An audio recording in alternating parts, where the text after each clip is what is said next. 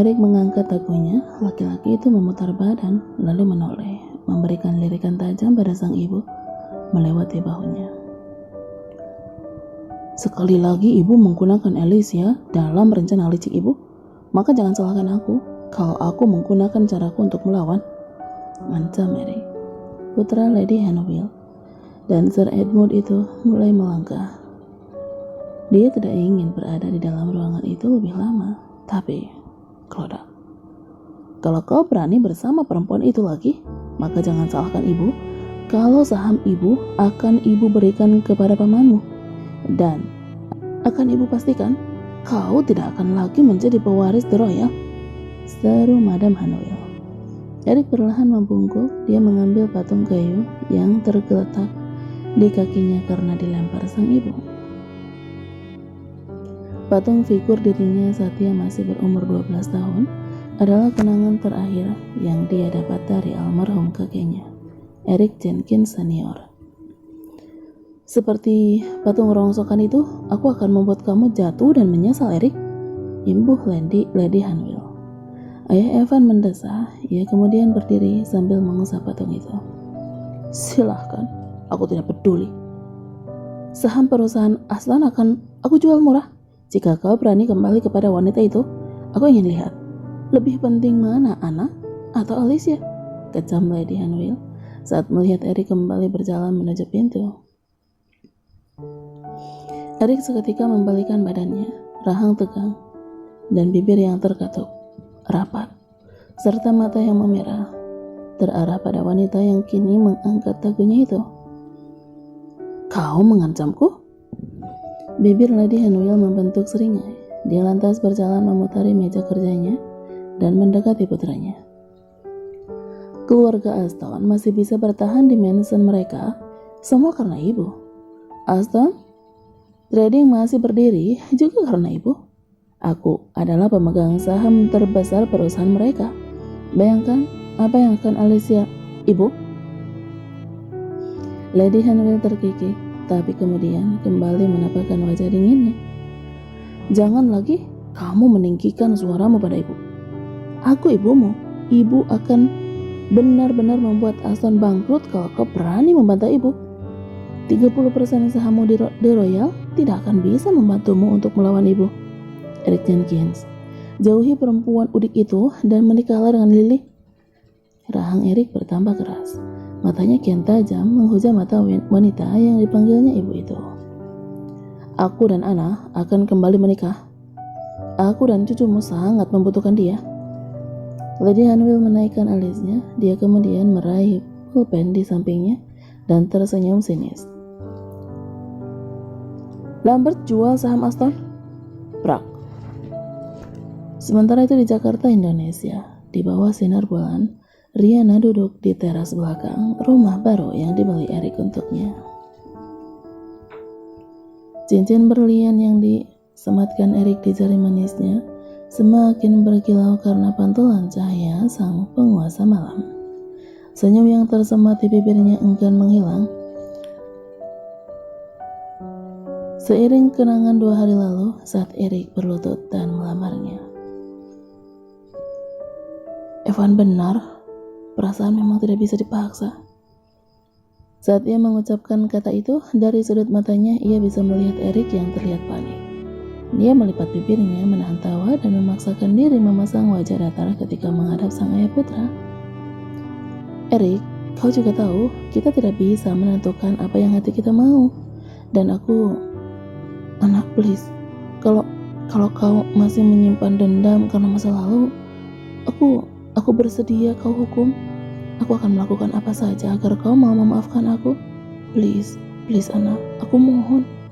Mohon Erik dengan mata yang berkabut pening. Diane, Derek dan sopir Erik memandang atasan mereka tidak berkedip. Mereka saling memandang dengan mulut sedikit terbuka. Riana menerbitkan senyum haru ketika dilihat ketulusan di mata laki-laki itu. Ia lantas melihat sekilas pada para bawahannya Erik yang tampak terkejut dengan sikap mantan suaminya. Ia mengerti mengapa mereka tidak mempercayai mata mereka sendiri. Erik adalah orang yang terkenal dingin dan sombong. Tidak ada kata maaf dan memohon di kamus Erik. lebih lagi sampai berlutut. Tapi hari ini Erik begitu memelas dan memohon, bahkan nyaris menangis dengan lutut yang menyentuh tanah. "Erik, bangunlah," ujar Riana. Dia memegang tangan Erik untuk membantu laki-laki itu berdiri. Tapi Erik bergeming. "No, aku tidak akan berdiri sebelum kau berkata iya, sayang," tolak Erik. Keduanya kemudian menoleh ketika mendengar hembusan napas kasar Evan. "Dad, kau terlihat buruk hari ini." Evan menggelengkan kepala, lalu memegang tangan ibunya. "Mom, apa Mami akan menikahinya? Tolong cepat katakan. Daddy kini tidak lagi terlihat seperti si sombong adik Jenkins. Hatiku sakit melihatnya." Riana dan para bawahan Erik tidak kuasa menahan tawa. Susah payah mereka menutup mulut agar tawa tidak meledak ketika tatapan membunuh sang atasan yang menjurus pada mereka. "Mom," panggil Evan seraya menggoyang-goyangkan tangan ibunya. Riana yang membelakangi Erik karena tidak kuasa menahan geli kembali melihat putranya. Wanita itu mengusap air mata yang mengintip di sudut matanya lalu mengangguk. "Erik." Mendengar namanya dipanggil, Erik segera berpaling dari para bawahannya dan menatap Riana. "Ya sayang, perasaan memang tidak bisa dipaksakan. Karena itu, ya, aku bersedia." Erik bergeming beberapa detik sesudah berlalu, tapi tidak ada reaksi dari laki-laki itu. Evan dan yang lainnya kembali saling memandang dengan alis bertaut. "Dad, apa otakmu sudah rusak?" Evan membungkuk dan menatap lekat wajahnya. "Ah?" Erik terkesiap. Dia melihat putranya sekilas lalu kembali pada Riana. Kamu bilang apa?" Riana menatap wajah polos Erik dan tersenyum. "Iya, saya bersedia. Saya bersedia menikah lagi denganmu, Erik Jenkins."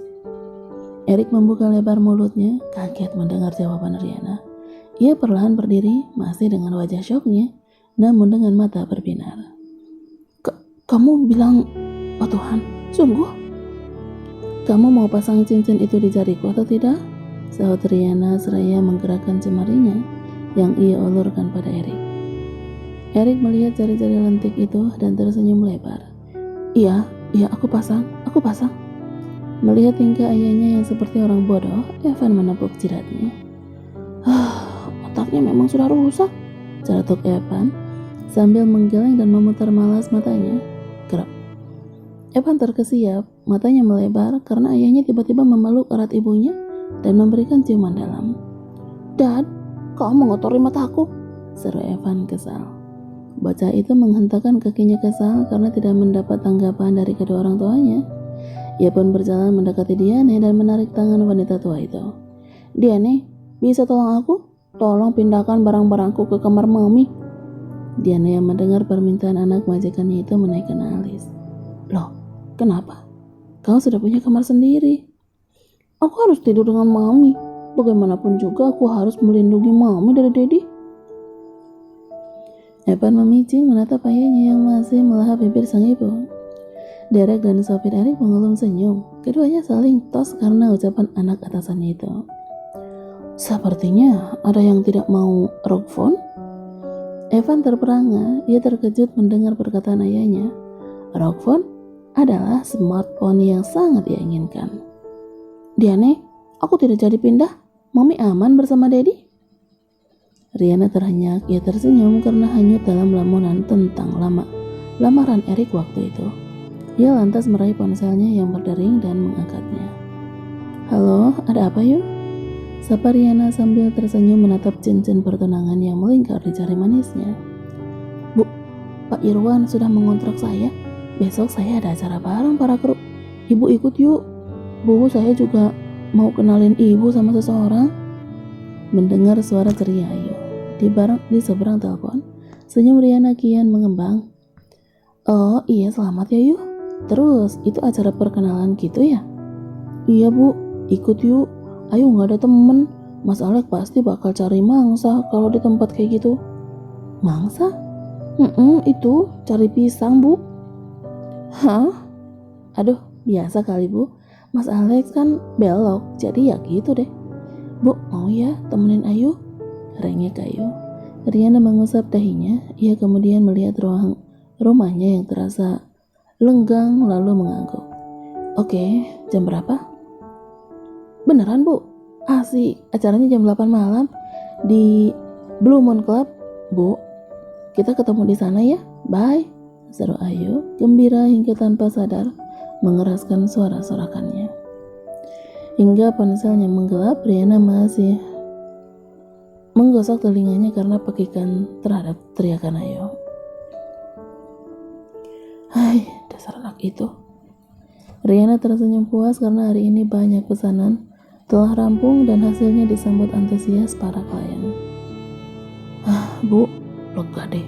Sekarang tinggal buat MPW dan beberapa pesanan gaun formal, ujar Nisa lega sambil melihat wajah pelanggan yang terus tersenyum membawa pulang pesanan mereka. Riana mengangguk.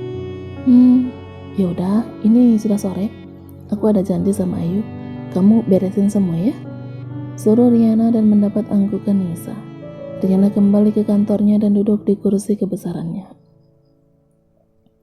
Ia membereskan semua berkas-berkas di atas mejanya dan menyimpannya.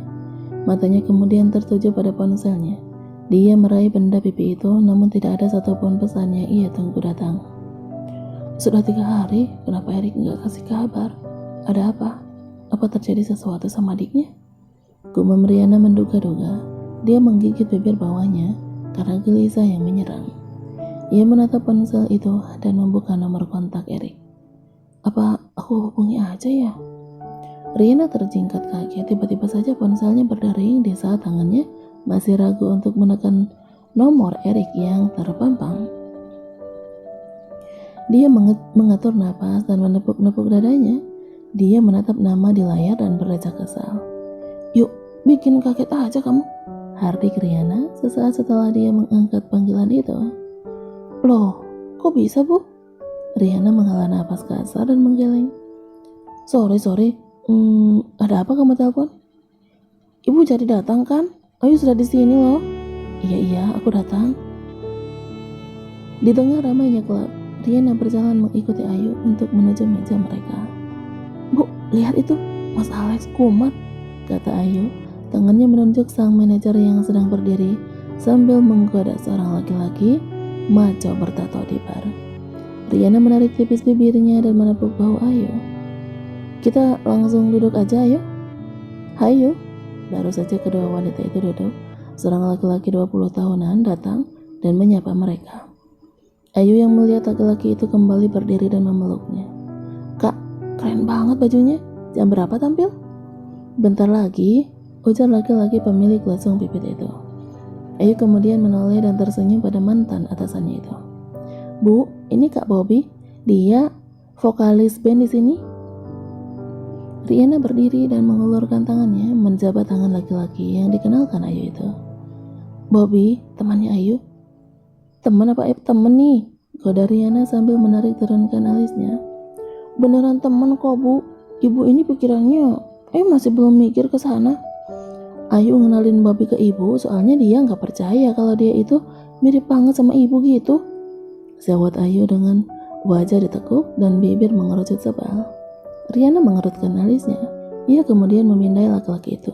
Wajah yang sedikit oval, alis sedikit sabit, hidung mancung, bibir yang tidak begitu tebal ataupun tipis, kulit yang tidak terlalu putih namun tanpa celah, serta pipi yang rada cabi memang benar mirip dengannya. Bila laki bernama Bobby itu memakai baju wanita dan memanjangkan rambutnya, mereka pasti seperti anak kembar, karena fitur maskulin tidak tampak di wajah laki-laki itu. Wah, masa aku secantik ini yuk? Tanggap Riana sambil tertawa.